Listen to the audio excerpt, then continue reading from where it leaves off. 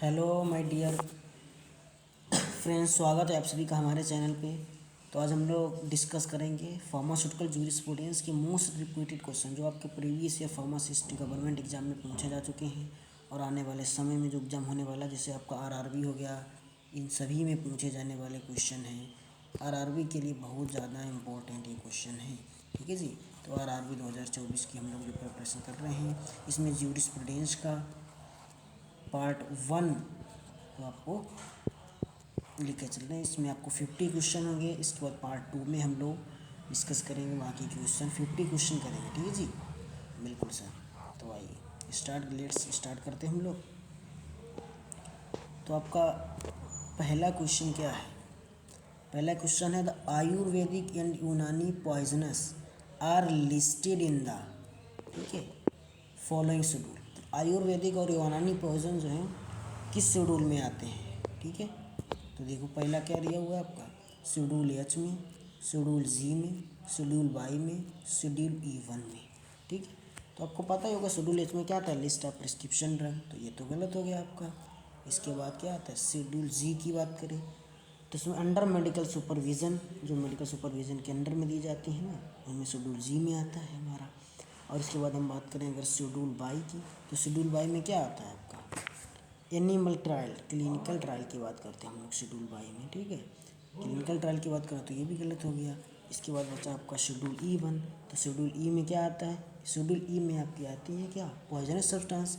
और E1 में क्या आता है आपका, आयुर्वेदिक, सिद्ध एंड यूनानी। तो आपका ऑप्शन E1, ऑप्शन 4 ये करेक्ट हो गया, ठीक है जी। ठीक है, इसके बाद हम लोग नेक्स्ट देखते हैं। नेक्स्ट हमारा दिया है क्या, नेक्स्ट क्वेश्चन देखते हैं हम लोग।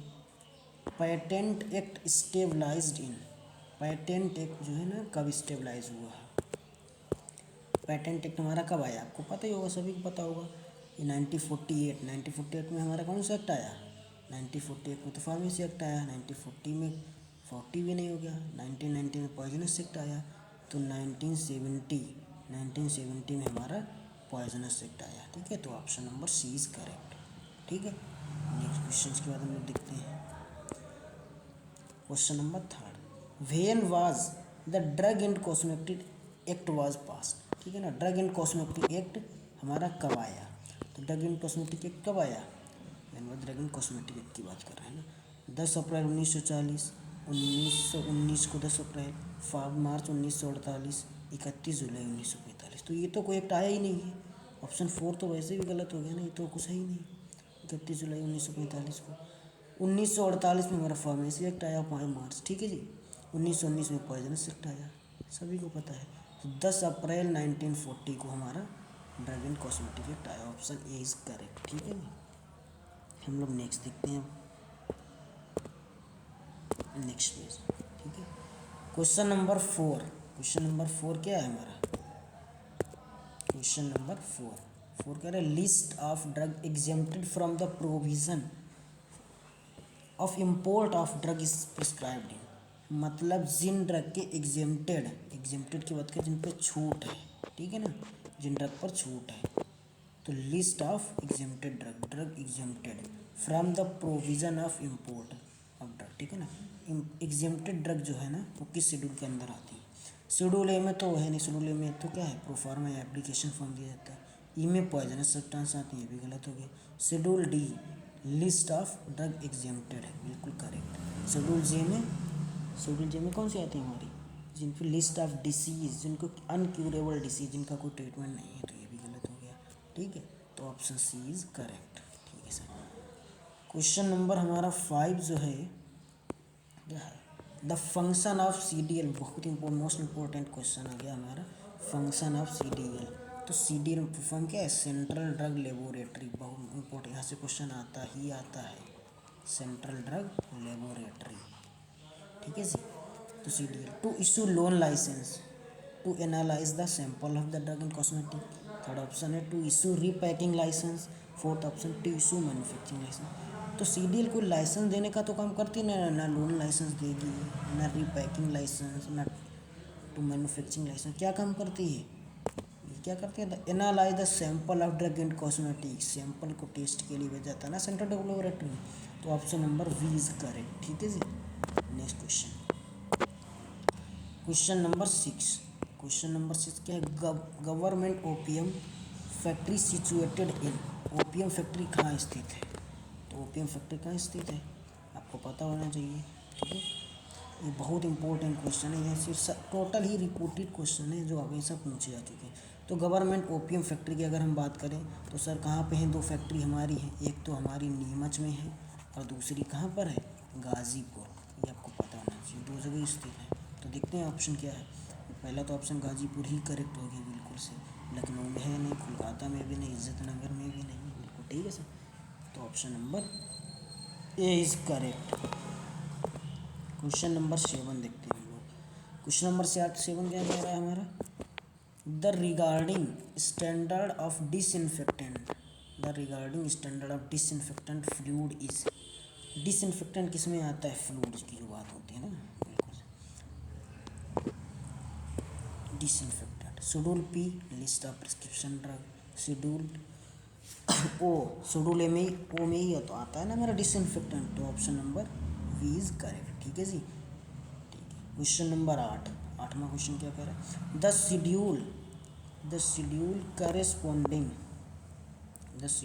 Corresponding to proforma for application loan licence issue and renewal of licence sending up memorandum under the drug and cosmetic.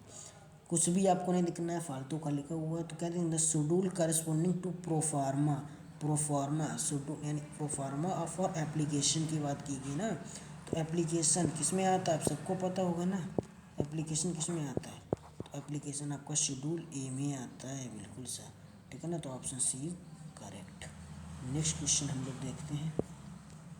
Next question क्या है हमारा? Poisonous drug are covered in, poisonous drug कहाँ किस में आती है, ठीक है। तो पॉइजनस ड्रग की बात करूँ तो पॉइजनस ड्रग किस में आती है? लिस्ट ऑफ पॉइजनस सब्सटेंस हमने बात की, ई मतलब इविल, पढ़ा चुके हम ना। शेड्यूल ई में क्या आती है?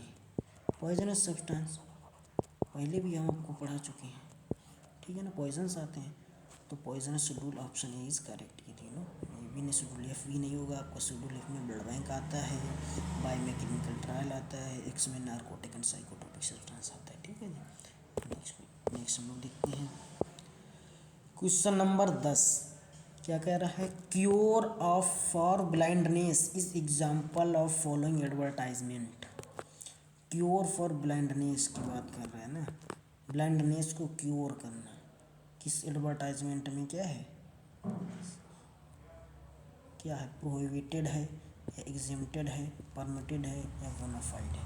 तो क्योर फॉर ब्लाइंडनेस क्या है आपका? प्रोहिबिटेड एडवर्टाइजमेंट है, बिल्कुल सर, बहुत आसान question, prohibited option A is correct, ठीक है सर। क्वेश्चन नंबर 11 देखते हैं नेक्स्ट।